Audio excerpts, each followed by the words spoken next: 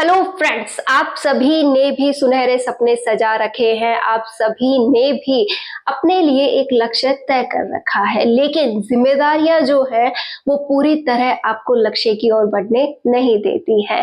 कहीं ना कहीं एक हाउसवाइफ के मन में एक ही क्वेश्चन रहता है कि कैसे मैं अपने बच्चों को, घर को और साथ में पढ़ाई को मैनेज करूं, क्योंकि मैंने सपना तो देख लिया है कि मुझे कुछ बनना है, मुझे कुछ करना है, मुझे आगे बढ़ना है, लेकिन अब वक्त वो नहीं रहा जब मुझे 100% समय मिले और मैं पूरी तरह से समर्पित होकर तैयारी कर सकूं।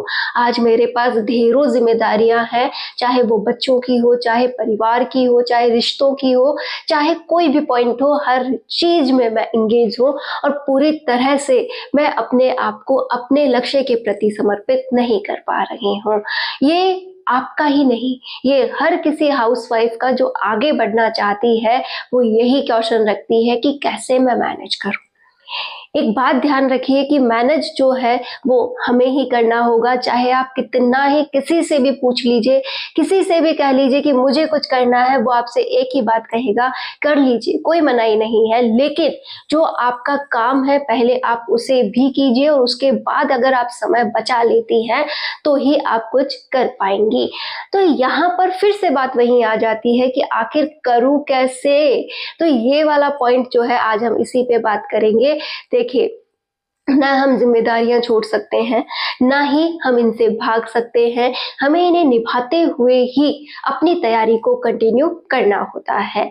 तो मैं अपनी ही बात रख रही हूँ कि ये कैसे होगा, लेकिन एक बात आप भी ध्यान में रखिए कि ये एकाएक नहीं होगा कि आप चाहें कि मात्र कुछ दिनों में ही मुझे सफलता मिल जाए, तो ऐसा नहीं होगा। ये सफलता भी आपका समय मांगती है, आपका धैर्य देखती है कि आप में कितना धैर्य है, आप कितना समर्पित है अपने लक्ष्य के प्रति, उतना ही ज्यादा ये आपसे जुड़ती है और आपको सफलता मिल जाती है। तो सबसे पहले जो हमारी शुरुआत होती है वो धीरे धीरे छोटे छोटे हिस्सों से होती है। धीरे धीरे हम मैनेज करना सीखते हैं, अपने लिए समय निकालना सीखते हैं और फिर जाकर एक अच्छा खासा समय लेते हुए हम लक्ष्य की पूरी तैयारी कर पाते हैं और फिर हम उसका सिलेक्शन ले पाते हैं। तो जिन्होंने बहुत पहले से तैयारी कर रखी है वो इस बात से जरूर सहमत होंगे कि ये जो लक्ष्य है वो बहुत अधिक समय ले रहा है, मेरे धैर्य की परीक्षा है, मेरे इस व्यक्तित्व की परीक्षा है कि मैं कितना कर पा रही हूँ। आज मैं आपको एक छोटा सा एग्जाम्पल देती हूँ, मेरे खुद का ही एग्जाम्पल मैं आपके सामने रख रही हूँ। जब मैंने यहाँ एक शुरुआत की थी कि हाँ मुझे अब एक नई जर्नी स्टार्ट करनी है, मुझे इस तरीके से फर्स्ट ग्रेड की तैयारी करनी है, तो वही सब कुछ मेरे सामने था कि पूरे परिवार की जिम्मेदारी, कोई हाथ बटाने वाला नहीं था। साथ ही साथ जो बच्चे हैं वो भी बहुत छोटे थे। तो अपने आप में मैंने एक अपने आप से निश्चय किया कि मुझे करना है। मैंने टाइम टू टाइम अपने आप को एंगेज रखा। आज भी मेरा वही शेड्यूल है, सुबह 4 बजे उठना है तो मतलब उठना ही है। आप भी एक बार अपने शेड्यूल को फिक्स करके देखिए। जैसे मैंने सुबह 4 बजे से उठकर जो अपने काम का समय होता है, जैसे मेरे काम का समय अमूमन 6 बजे के बाद स्टार्ट होता है, तो वो 2 घंटे प्रॉपरली नहीं मिलते हैं क्योंकि बीच में बच्चों को भी संभालना होता है, इधर उधर चाय पानी के भी काम हो जाते हैं। लेकिन मैंने काउंट करके देखा कि 1 से सवा घंटा या 1.5 घंटा, कभी ऊपर कभी नीचे आपको समय मिलता है।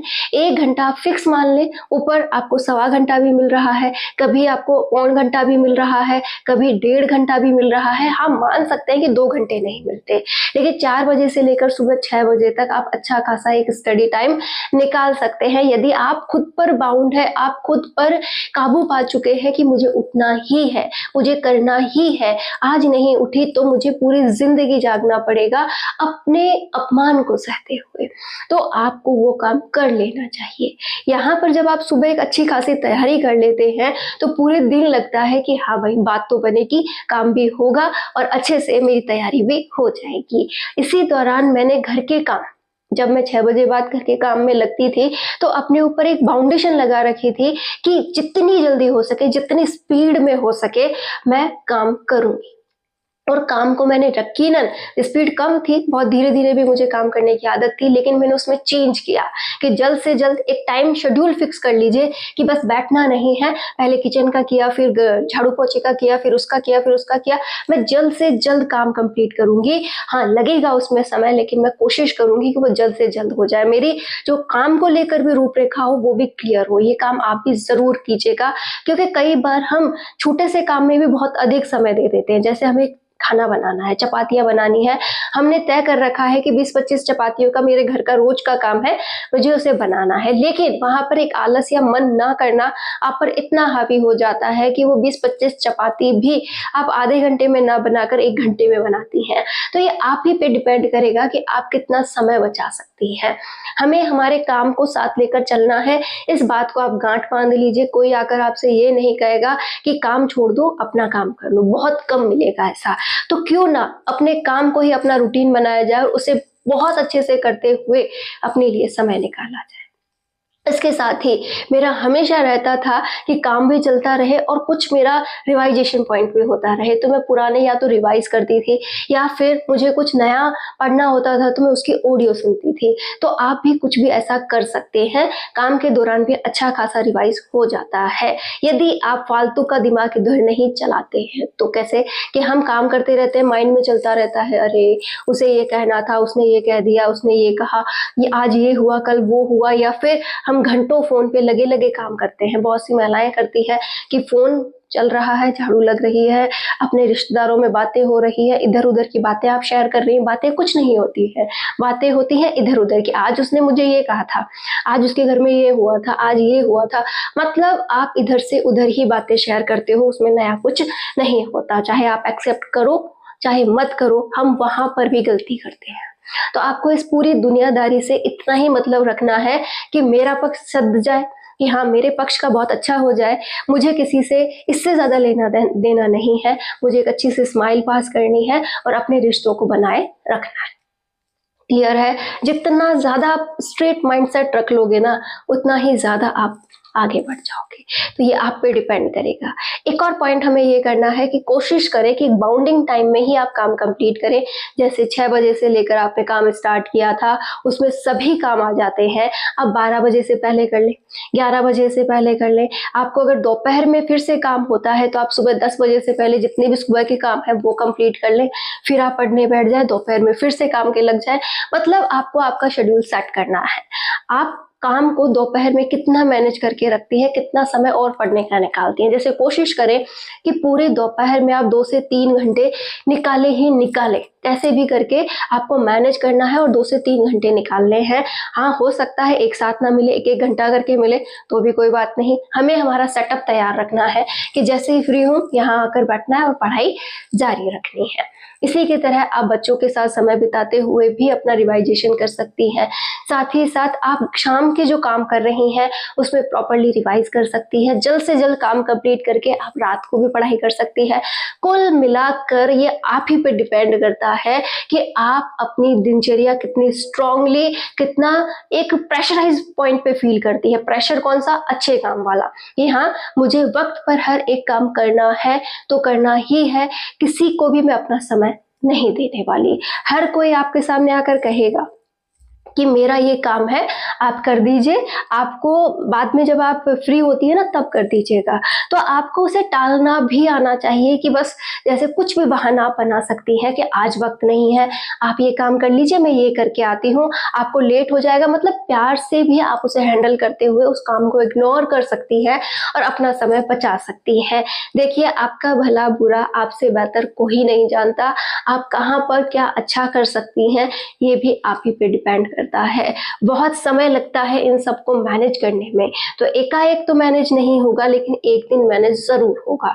और ये जो मैंने अभी अभी आपसे कहा कि आप इस तरीके से सुबह शाम दोपहर में थोड़ा थोड़ा समय निकाल सकती हैं, इसी तरीके से जैसे जैसे आप आगे बढ़ती जाएंगी, आपका ये शेड्यूल जब मैनेज हो जाएगा, आपको आदत हो जाएगी कि हाँ मुझे काम को इस तरीके से खींच खाच के बहुत अच्छे से मैनेज करना है, बचे हुए समय को अपने ऊपर खर्च करना है, और वो भी मात्र किताबों में।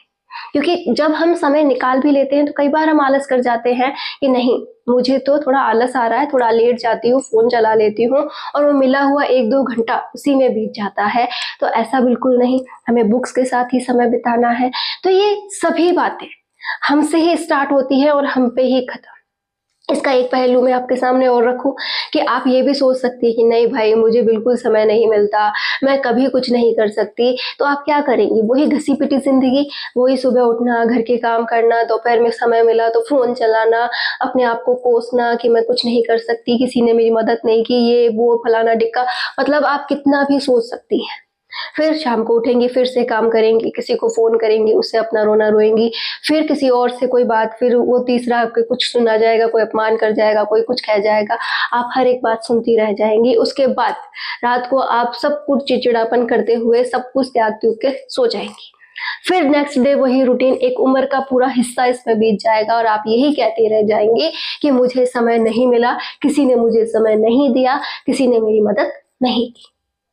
इससे अच्छा एक ऑप्शन ये भी तो है कि हम ट्राई तो करें कि मैं क्या कर सकती हूँ, मैं क्या करना चाहती हूँ। तो ये आप ही पे डिपेंड करेगा कि आप अपनी लाइफ को कौन से नज़रिए से देखती हैं। आपको यही नज़रिया बनाए रखना है कि मैं कुछ नहीं कर सकती, कोई मेरी मदद नहीं करता, मैं अपनी लाइफ में बस रुक चुकी हूँ, तो वो आप वहीं पे हैं। और अगर आपने एक नज़रिया ये अपनाया कि मुझे परिवर्तन चाहिए, मैं इस कंफर्ट ज़ोन को तोड़ती हूँ, मैं आगे बढ़ती हूँ, आज ही नहीं तो कल मैं ये सब कुछ मैनेज कर लूँगी, सब कुछ आप पे डिपेंड करता है। बस हाँ, आप ये मत सोचिएगा कि एकाएक आपको 8 घंटे एक साथ मिल जाएँगे, ना, कभी नहीं होगा। ये कब होगा? जब आप कम से कम इसे 1 साल दे चुकी होंगी।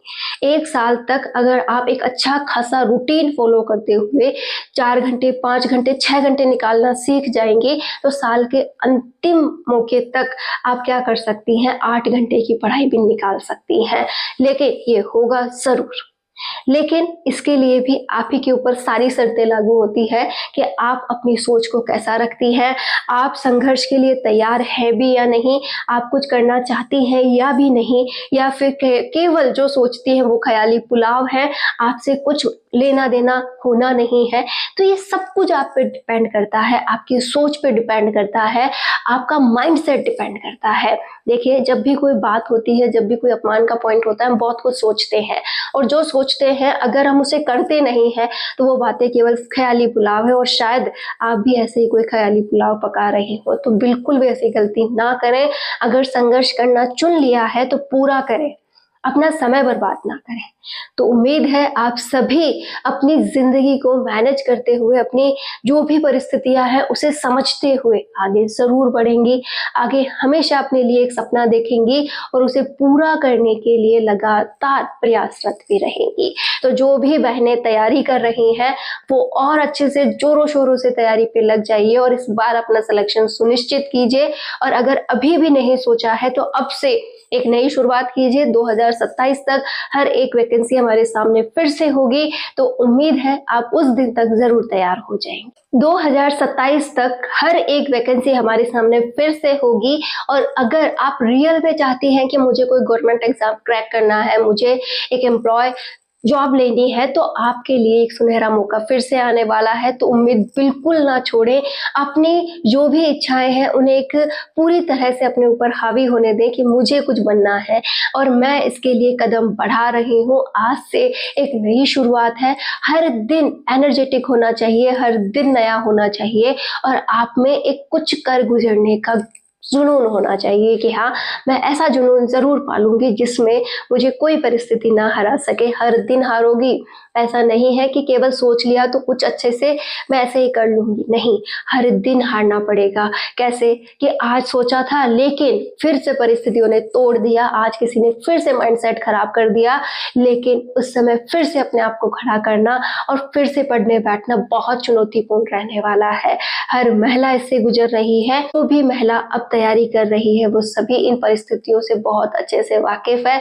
तो आप भी अगर जुनून रखती हैं कुछ बनने का, तो आप भी तैयार रहिए हर उस चुनौती के लिए जो आपको प्रभावित करने वाली है। आपको केवल उससे टूटना नहीं है, अपने आप को संभालते हुए आगे बढ़ते रहना है। All the best.